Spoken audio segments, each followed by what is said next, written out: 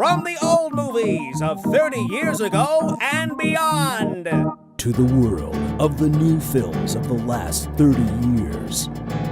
To the movies that are now playing, this is Old, New, and Now Playing. And now, here's your host, Will Robinson Smith. Hello and welcome to Old, New, and Now Playing, your time machine through the world of movies. I'm your host, Will Robinson Smith. Thank you so much for joining me today. And you know, there really isn't too much need to play this one up. It's Steven Spielberg back in the director's chair for another action adventure, so grab your extra tokens and let's step into the oasis. This is your feature presentation. Ready Player One is the latest film to be both directed and produced by Steven Spielberg. It's based on the 2011 book of the same name by Ernest Cline. Cline also helped pen the screenplay with, well, Zach Penn. He co-wrote the story for both The Avengers and X-Men 2, but he's also the writer of Elektra and X-Men The Last Stand. So, yeah, take that for what it's worth. The movie follows Wade Watts, played by Tye Sheridan, in the year 2045. It's a time in which most of humanity tries to escape their real-world problems by entering the virtual reality world of the Oasis. Many are competing to find an Easter egg hidden by the co-creator of the Oasis, James Halliday, played by Mark Rylance. Whoever finds the egg first wins $500 billion and control over the Oasis. In trying to figure out the clues, Watts and others go through a myriad of 80s pop culture references, since that's the era that Halliday grew up in and loved. The cast is rounded out by Olivia Cooke, Ben Mendelsohn, Lena Waithe, and Simon Pegg. So let me just say right out of the gate that I really had a good time with this movie. It's got that Steven Spielberg action-adventure, childlike sense of wonder and exploration that you want from this type of movie, and I think a big part of that is the great team that Spielberg assembled around him once again.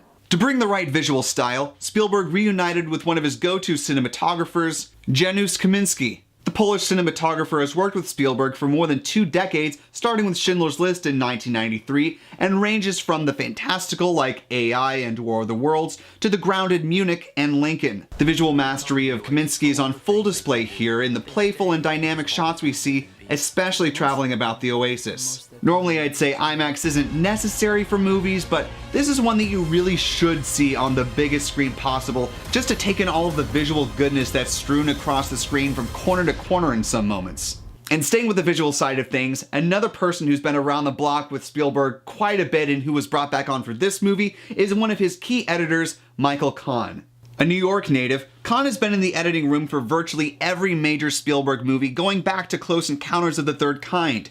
He did the Indiana Jones trilogy, Jurassic Park, Amistad, and Minority Report, just to name a few. Suffice to say that Kahn is brilliant at stitching together the pieces that Spielberg has in mind to make this movie flow in the way it does. The movie has a nice steady pace to it. It gives you moments where you're looking all around at everything, but it knows when to dial it back and allow you to really zero in on something that's important in a scene. Now, as far as the music is concerned, Alan Silvestri is not the go-to guy for Spielberg. Obviously, that honor goes to John Williams, and for good reason. But Silvestri has worked a lot with one of Spielberg's proteges, that being Robert Zemeckis. And who produces a lot of Zemeckis' films?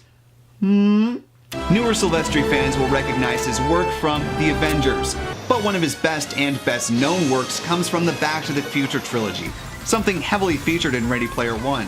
And having someone who's expertly able to nod to the music that many of us grew up loving in this score for the movie was simply delightful and a really unique way to pay homage to the 80s. Spielberg said this about the score to Entertainment Weekly. While all sorts of culturally iconic references populate Ready Player One, the score that Alan Silvestri composed is completely and intoxicatingly original. It's bound together by multiple themes that identify plot and character, and is infused by such percussive adrenaline and soaring strings that Alan has made Ready Player One appear to fly. High praise for the man who usually has the great John Williams in his corner. And for those who love 80s nostalgia, Stranger Things fans, I'm looking at you. You're really going to love this movie. There's so many great references and things hidden around, visually referenced. You're gonna have a good time finding them on the first time, on the second time, because this is one that if you really are hell-bent on finding all of the things, you're going to have to see it multiple times. And for those who are die-hard fans of the book and loved everything about it and wanted to see that exactly on the big screen,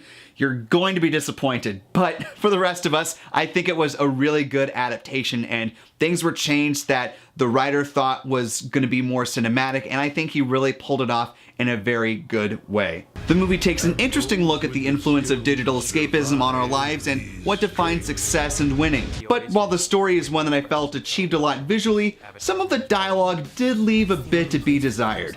It felt a bit stilted during several moments in the real world between the teenagers. Also, I wasn't terribly excited by Ben Mendelsohn's character, Nolan Sorrento. He's the man in charge of Innovative Online Industries, the second largest tech firm that's trying to take over the Oasis. It's not a bad character, but he felt a little one-dimensional in his plans and execution, and I don't think that's a fault of Mendelsohn though.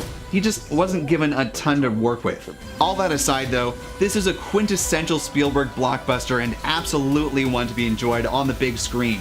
It's not perfect, but it's a journey you'll be glad you took. I give Ready Player One an 8 out of 10. So those are my thoughts on Ready Player One. When you've had a chance to see the movie, I want to know what you thought about it and what's one of your favorite Spielberg directed movies. Leave your thoughts in the comment section below, and with that, we are done with this Now Playing review. And while you're here, go ahead and click that thumbs up button if you enjoyed this review, and while you're in the habit of clicking things, click on that old subscribe button down below. That way you can keep up to date with all of the goodness coming out on this channel, trailer reactions, movie reviews, other things coming down the pipeline. I will say Lost in Space coming out very soon. Something to think about.